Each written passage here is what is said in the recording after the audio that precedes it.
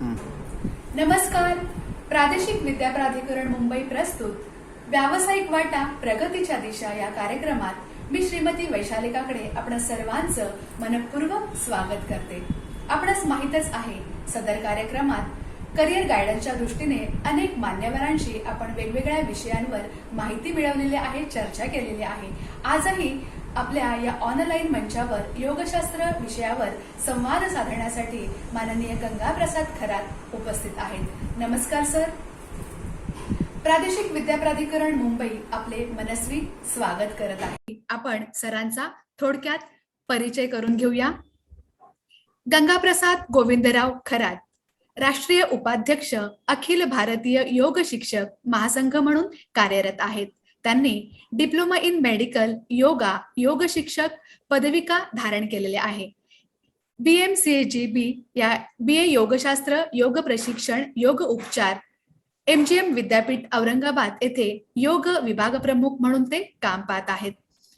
MCED येथे उद्योजकीय व्यक्तिमत्व विकास या विषयावर त्यांची अनेक व्याख्यानं झालेली आहेत.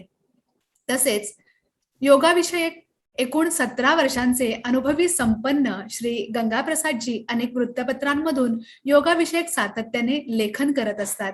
तसेच आकाशवाणी आणि 90.8 FM रेडिओवर दररोज सकाळी योगविषयक माहिती देऊन विधायक सामाजिक कार्य ते करत आहेत. शिवाय व्यक्तिगत योगाचे मार्गदर्शन त्यांनी केलेले आहे. यामध्ये नगरसेवक, उपजिल्हाधिकारी, डॉक्टर्स, आमदार तसेच MGMचे सचिव आदींचा यात समावेश झालेला आहे. आणि या सर्वांसोबत आज आपल्याला सरांचे मार्गदर्शन लाभणार आहे. शिवाय हे सामाजिक कार्यासाठी सरांना अनेक पुरस्कार देखील प्राप्त झालेले आहेत. तर मी प्रेक्षकांचा जास्त वेळ न घेता मी सरांना प्रत्यक्ष मुलाखतीला आपण सुरुवात करूया. आणि मला सरांना विचारायला आवडेल की सर, करिअरच्या अनेक संधी आहेत, अनेक वाटा आहेत, मग आपण या क्षेत्रात करिअर करावं असं आपल्याला का वाटलं? सर्वप्रथम तुमचा आभार व्यक्त करतो. तुम्ही मला या व्यासपीठावर संधी दिली. तर आता तुमचा जो प्रश्न आहे त्या प्रश्नाकडे आपण वळूया की तुम्हाला या क्षेत्रामध्ये का यावंसं वाटलं किंवा तुम्ही हे क्षेत्र का निवडलं. तर पहिल्यापासून मी म्हणजे एक मानसशास्त्राच्या अभ्यासाचा मी करत आलेला अभ्यास, आणि मी विशेष म्हणजे सांगायचं मी त्याच्यामध्ये उल्लेख केलेला नाही की समोन उपचार, हिप्नोथेरपी, हे हिप्नोथेरपी करत होतो. आणि बऱ्याचशा लोकांना ज्यांना आपण आता आजूबाजूला आपण जर बघितलं तर मनोशारीरिक आजार, मानसिक समस्या आणि मनोविकार यांचं प्रमाण खूप वाढलेलं आहे. आणि या प्रमाण वाढल्यामुळे बऱ्याचशा लोकांना अगदी 10-10, 15-15 वर्ष त्या मानसोपचार तज्ञांच्या गोळ्या खातात. तर मी हिप्नोथेरपी करत असतानाच काही गोष्टी अशा मला त्याच्यातून जाणवल्या की आपण योग शास्त्राकडे आणखी जर थोडं डीप मध्ये नॉलेज घेतलं तर आपल्याला आणखी त्या हिप्नोथेरपीला किंवा समोन उपचाराला आणखी एक पोषक असं आपली बाजू पक्की होऊ शकते. तर हळूहळू मग मी हिप्नोथेरपी करत असतानाच बऱ्याचशा लोकांना हळूहळू योगाचं मार्गदर्शन करू लागलो. आणि त्याच्यातूनच मग मी तेव्हा जेव्हा करत होतो तर फार काही एवढं म्हणजे मी तेव्हा डिप्लोमा झालेला होता. पण मग जसजसं पुढं योगा डे आला किंवा आणखी योगाचं आता या कोरोनाच्या काळामध्ये तर तुम्ही बघितलं असाल तर जगभरामध्ये जवळपास या गेल्या 1.5 वर्षामध्ये आपण योग शास्त्रामुळे म्हणजे प्राणायाममुळे काही ठराविक लंग्स एक्सपान्शन, ऑक्सिजन लेवलशी निगडीत काही व्यायाम जर केले लोकांनी तर ते मृत्यूच्या दाढेतून अक्षरशः परत आलेले. तर अशा या योग क्षेत्राकडे हळूहळू ती ज्याला म्हणजे की सेल्फ मोटिवेटच झालो मी की आपल्याला लोकांचा म्हणजे ज्याला आत्मिक आनंद म्हणूया की लोकांना मरणाच्या दाढेतून आपण परत आणलेला आहे. आणि तो जो आनंद आहे तो आनंद कोणत्याही म्हणजे मी साधा सरळ सिंपल असं म्हणेल की कोणत्याही दुकानामध्ये विकत मिळत नाही. तर त्या आनंदाच्या रुग्णाच्या नातेवाईकावर म्हणा किंवा रुग्णाच्या चेहऱ्यावरचे जे हसू आहे ते खूप म्हणजे त्याला म्हणा की कोणत्याही पैशामध्ये त्याची किंमत केली जात नाही. आणि अशातूनच मग हळूहळू टप्प्याटप्प्याने मी पुढे जात राहिलो, पदवीधर झालो, आणखी वेगवेगळे त्याच्यातली त्याशी निगडीत असे वेगळे कोर्स करत राहिलो. अजूनही मी शिकतोय. म्हणजे माझं आता एखाद्या वर्षात माझं MA पूर्ण होऊन जाईल. मी ते काही टाकलं नाही. तर हळूहळू मी टप्प्याटप्प्याने नोकरी करत करत हे सगळं करत करत शिक्षण देखील घेतोय आणि निश्चितच पुढे जात राहणार आहे. तर तुमच्या या प्रश्नाला मला अनुसरून हेच सांगायचंय की तुम्हाला एकच वाक्य सांगायचं की तुम्हाला जर कोणते क्षेत्र असू द्या, आवड असेल तर बरोबर सवड मिळते आणि निश्चितच मग तुम्ही हळूहळू तिथे म्हणजे त्या क्षेत्राशी निगडीत आपल्याला बरोबर ते म्हणजे दिसतं, ते शोधता येईल. तर असं हे आहे. अगदी खरं आहे सर. आवड असली की सवड ही मिळतेच आणि अनेक सोशल कार्यक्रमांमधून आणि आपला व्यवसाय सांभाळून आपण हे विधायक कार्य समाजासाठी करत आहात. निश्चितच गौरवास्पद आहे आणि आपणही या क्षेत्रामध्ये प्रवेश केला तो आपण एका प्रेरणेने आला होतात आणि आज प्रेरणादायी व्यक्तिमत्व म्हणून आज आपण आमच्या समोर इथे उपस्थित आहात. खूप छान आपलं मार्गदर्शन विद्यार्थ्यांना लाभणार आहे सर. नंतर मला पुढे विचारावंसं असं वाटतंय की हे जे क्षेत्र आहे योगामध्ये आपण जे कार्य करत आहात, जे शिक्षण घेत आहात, पुढे आपण कंटिन्यू शिक्षण घेत आहात आणि सतत मार्गदर्शन देखील करत आहात. तर हे जे क्षेत्र आहे या क्षेत्रामध्ये येण्यासाठी काही क्षमता, पात्रता आवश्यक आहेत का आणि कोणते व्यावसायिक शिक्षण घ्यावं लागतं याविषयी मार्गदर्शन कराल? तर हे तसं आता म्हणजे योग क्षेत्र तसं म्हणलं तर हे व्यापक स्वरूपाचं क्षेत्र आहे. म्हणजे मी जरी आता इथपर्यंत आलो तरी मला असं वाटतं की काहीतरी राहिलेलं, काहीतरी थोडं बाकी आहे. तर हे खूप खोल असा गहन हा विषय आहे. म्हणजे एखाद्या 6 महिन्याचं सर्टिफिकेट किंवा वर्षभराचा डिप्लोमा किंवा 3 वर्षाची पदवी घेतली तर हे शिक्षण पूर्ण होईल असं काही नाहीये. तर आता तुमचा जो प्रश्न आहे की याला आता फक्त म्हणजे साधारणतः 10वी 12वी किंवा 12वी सायन्स असलेल्या व्यक्तीने याच्यामध्ये आलं तर निश्चितच त्याला आणखी म्हणजे सायन्सच्या व्यक्तीला काय होईल की आपल्या योगशास्त्रामध्ये अॅनाटॉमी आहे म्हणजे शरीरशास्त्र आहे. तर शरीरशास्त्राचा त्याला चांगल्या प्रकारे अभ्यास करता येऊ शकतो. म्हणजे योग शिक्षक हा एक प्रकारचा डॉक्टरच असतो, फक्त त्याच्या नावाच्या अगोदर डॉक्टर लावता येत नाही. त्यांनी पुढे पीएचडी वगैरे केली तर निश्चित तो डॉक्टर लावू शकेल असं काही नाही. पण त्याला शरीरशास्त्राची आणखी जे आपल्या शरीरामध्ये 9 मुख्य ज्या सिस्टीम आहेत, संस्था आहेत, जसे पचन संस्था आहे, रिप्रोडक्टिव्ह सिस्टीम आहे, श्वसन संस्था, या सगळ्या संस्थांचा व्यवस्थित त्या योग शिक्षकाला माहिती असते. त्यासोबतच आपल्या योग दर्शन मध्ये 195 सूत्र आहेत, ते पूर्णपणे संस्कृत मध्ये आहेत. त्या 195 सूत्रामध्ये त्या सगळ्या आपल्या म्हणजे योगाचा सारच आहे तो, की 1 नंबरचं पासून तर 195 पर्यंत. म्हणजे तदा द्रष्टु स्वरूपे स्थानम किंवा ततक्षीयते प्रकाश वर्णम किंवा सुरुवातीच पहिलंच एक सूत्र आहे अथ योगानुशासनम. अनुशासन म्हणजे डिसिप्लिन, शिस्त. तर ह्या सगळ्या जसं जसं तुम्ही एक एक सूत्राचा अभ्यास करत जाल तर तुम्हाला त्या 195 सूत्रामध्ये पूर्णपणे त्या योगाचं सार मिळून जातं. तर तुमचा जो प्रश्न आहे की यामध्ये शिक्षण, तर शिक्षण तर निश्चितच म्हणजे चांगलं तुम्ही ज्याला म्हणूया की नुसतं एक 15 दिवसाचा छोटासा शॉर्ट टर्म ड्युरेशनचा कोर्स केला किंवा एखाद्या महिन्यामध्ये योग शिक्षक होतो असं तर म्हणजे मी काही म्हणत नाही. तुम्ही सुरुवातीला जे परिचय करून दिला त्यांना सांगितलं की अखिल भारतीय योग शिक्षक महासंघ, तर ह्या मी गेल्या 3 वर्षापासून पूर्ण भारतभरामध्ये 12,500 योग शिक्षकांना आम्ही एकत्र केलेले. त्याच्यामध्ये डिप्लोमा, डिग्री, पीजी आणि एमफिल, पीएचडी लेवलचे म्हणजे ज्याला म्हणजे उच्च विद्याविभूषित योग शिक्षकांचा आम्ही एक समूह तयार केलेला आहे.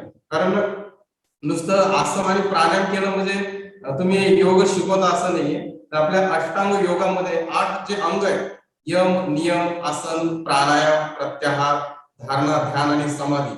तर बऱ्याचशा म्हणजे थ्रूआउट वर्ल्ड, पूर्ण जगभरामध्ये 90% योगाच्या संस्थांमध्ये फक्त आसन, प्राणायाम आणि ध्यान या 3च गोष्टी शिकवल्या जातात.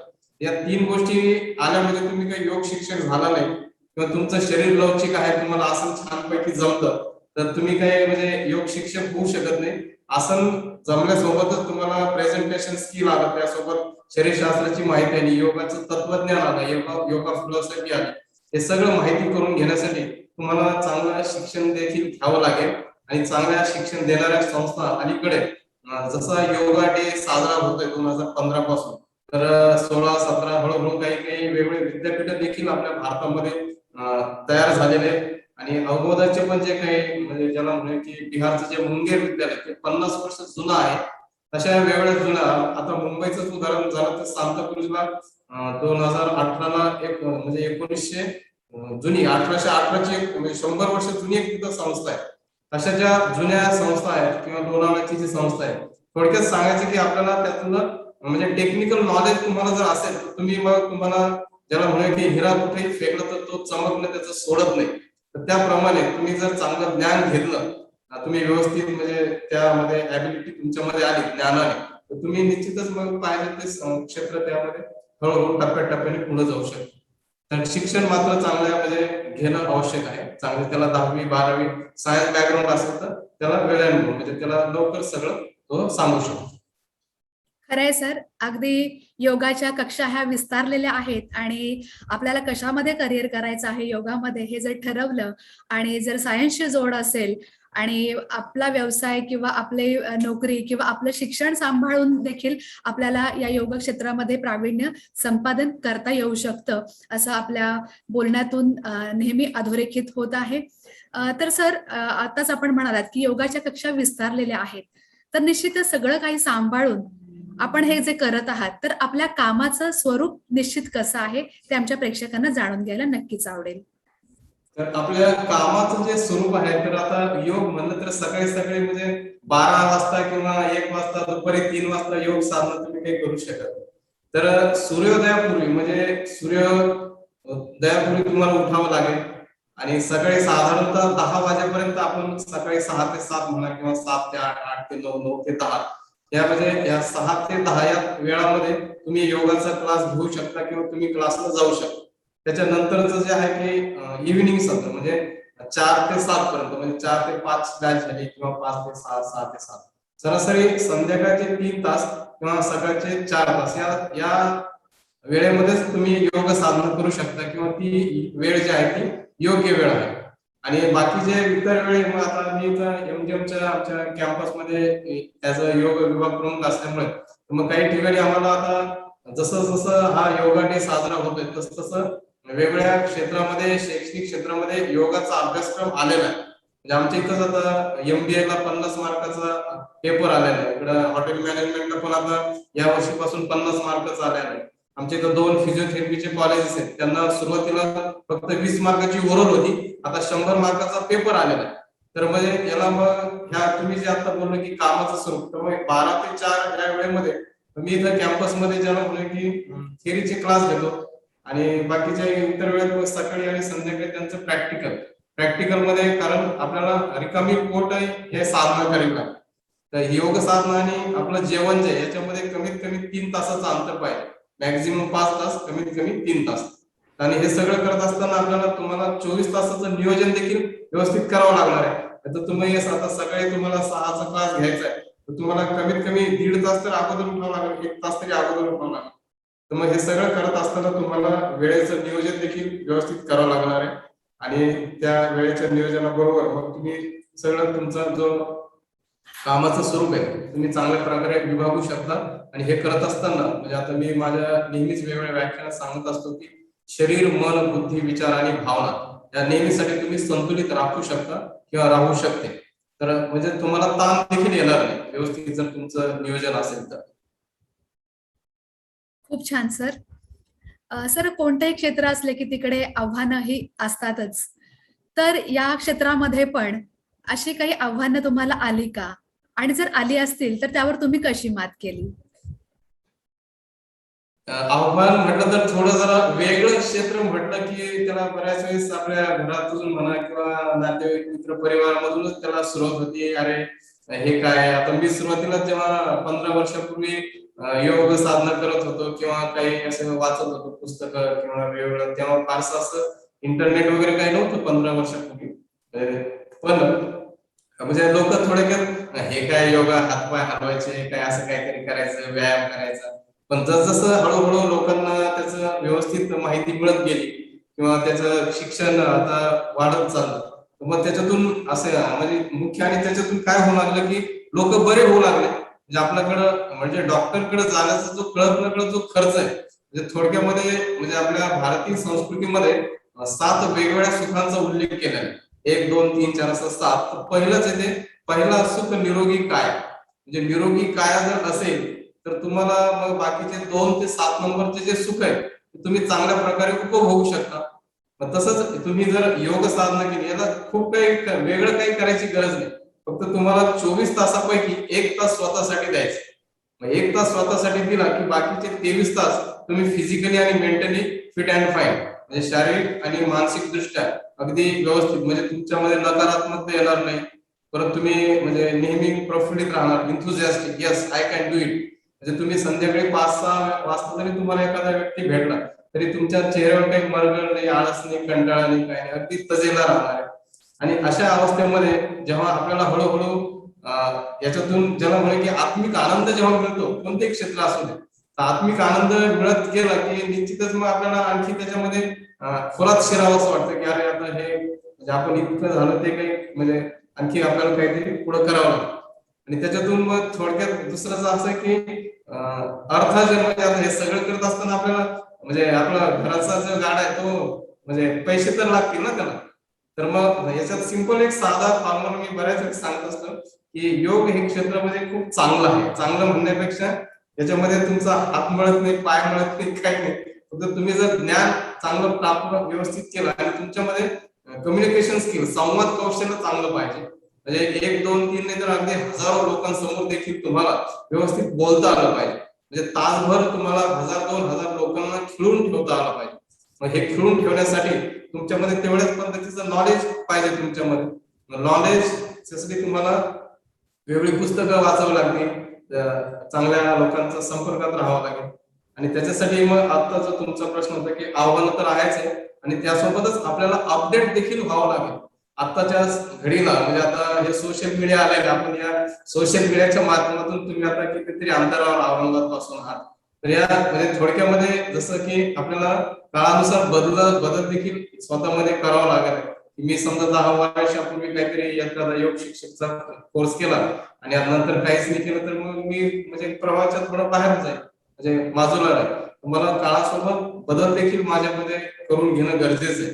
नाहीतर मग म्हणजे मी ज्याला म्हणूया की मी म्हणण्यापेक्षा कोणते क्षेत्र असू द्या त्याच्यामध्ये तो त्याचा टिकाव लागणार नाही. आणि टिकाव नाही लागला की निश्चित मग त्याच्यामध्ये नैराश्य येणार, डिप्रेशन येणार, मानसिक समस्या वाढणार, मनोविकार वाढणार. एकूणच तो म्हणजे मानसिकरित्या त्याचं खच्चीकरण होऊ शकतं. आपल्याला आव्हानं आहेच आहे आणि आव्हानासोबत आपल्याला अपडेट होणं गरजेचं आहे. आणि त्यासोबतच आता योगामध्ये बरोबर आणखी कॉर्पोरेट योगा आलेले आहे, मेडिकल योगा आलेले आहे. परत आणखी आता कालच म्हणजे आपल्या मोदीजींनी आयुष मंत्रालयाद्वारे योगा ब्रेक हा कॉर्पोरेट सेक्टरमध्ये योगा ब्रेकचे एक म्हणजे सत्र आता सुरू करणार आहे ऍप. तर त्याचं काल दिल्लीला उद्घाटन झालं.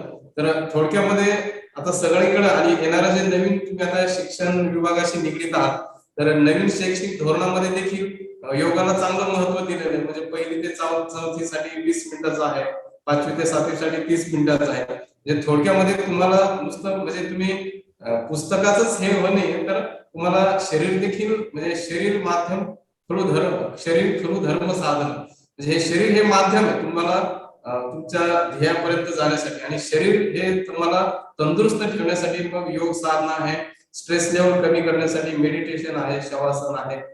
तर ह्या सगळ्या गोष्टी तुम्ही निश्चित केल्या तर ही आव्हानं तुम्ही चांगल्या प्रकारे पेलू शकता. आणि निश्चितच मग तुम्ही तुमच्या जे काही क्षेत्र असेल त्याच्यामध्ये अगदी यशस्वी शिखर गाठू शकता, थोडक्यात सांगायचं. अगदी बरोबर आहे सर. आव्हानं ही प्रत्येक क्षेत्रात असतातच, पण कोणत्याही क्षेत्र घेतलं तर त्या क्षेत्रामध्ये आपण जर अपडेट राहिलो आणि स्वतःसाठी वेळ काढला तर निश्चितच सरांनी आपल्याला सांगितलं की यू कॅन डू इट. तुम्ही हे करू शकता. 24 तासांमधील किमान 1 तास तुमच्यासाठी देऊ शकता. आणि मला असं वाटतं की सगळे प्रेक्षक आहेत सर, ते म्हणत असावेत आता की yes I can do it. नक्कीच सगळेजण हा प्रयत्न करतील. आणि सर मला इथे सांगावंसं वाटतंय, विचारावंसं वाटतंय की आता आमचे इथे प्रेक्षक आहेत, बरेचसे विद्यार्थी इथे आहेत. तर या विद्यार्थ्यांना या क्षेत्रामध्ये जर करिअर करायचं असेल तर त्यांना तुम्ही काय संदेश द्याल, काय सांगाल? तर मी तर म्हणेन की आता येणाऱ्या ज्या विद्यार्थ्यांना करिअर करायचं तर आता जसं म्हणजे डॉक्टर आणि इंजिनियर तर आता बऱ्याच ठिकाणी लहानपणापासून बऱ्याचशा घरामध्ये छोटे छोटे मुलंच असतात. त्यांना काही शाळेतही जात नाही तर बेटा तुला काय व्हायचं ते सांगतो, मला काय डॉक्टर व्हायचं, टीच करायचं, काय काय. तर डॉक्टर इंजिनियर तर व्हाच तुम्ही, पण त्याच्यासोबत तुम्हाला थोडक्यात एकाच वाक्यात मी असं म्हणेन की तुम्ही तुमचं आवडीचं क्षेत्र निवडा. म्हणजे क्षेत्र कोणतेही असू द्या. म्हणजे आता म्हणजे डॉक्टर इंजिनियर म्हणजे सर्व काही असं आहे असं काही नाही. म्हणजे खूप आता आमच्या कॅम्पसमध्ये खूप वेगळे अगदी ज्युनियर सिनियर केजी पासून तर MD MS पर्यंत आमच्या इथं सगळे शिक्षण आहे. म्हणजे थोडक्यात तुम्हाला जे काही क्षेत्र आवडतं त्या आवडीच्या क्षेत्रामध्ये तुम्ही चांगल्या प्रकारे करून करिअर करू शकता. म्हणजे तिथं तुम्ही आणि तुम्हाला बळजबरी आई वडील सांगताय, भाऊ बहीण सांगताय किंवा मित्रपरिवार, तर यांनी मग बऱ्याच वेळेस तुमच्या ऍबिलिटी असून देखील तुम्ही त्या क्षेत्रामध्ये म्हणजे काबिलियत मिळू शकत नाही किंवा तिथं चमकू शकत नाही.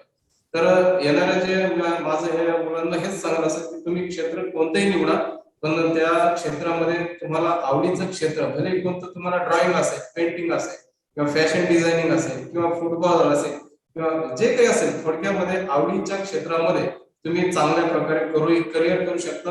म्हणजे तिथं तुम्हाला म्हणजे बंधनं येत नाही, आणि बंधनं आले नाही म्हणजे तुम्ही अगदी फुल फ्लेज म्हणजे 100% डिव्होशन, डेडिकेशन, डिटर्मिनेशननी त्या क्षेत्रात झोकून देऊन जर काम केलं, मग अगदी तुम्ही सगळीकडे म्हणजे घरात, दारात, समाजात, म्हणजे ज्याला म्हणूया कॉलनीमध्ये, राज्यामध्ये, राष्ट्रामध्ये, अगदी विश्वामध्ये तुम्ही चमकवू शकाल.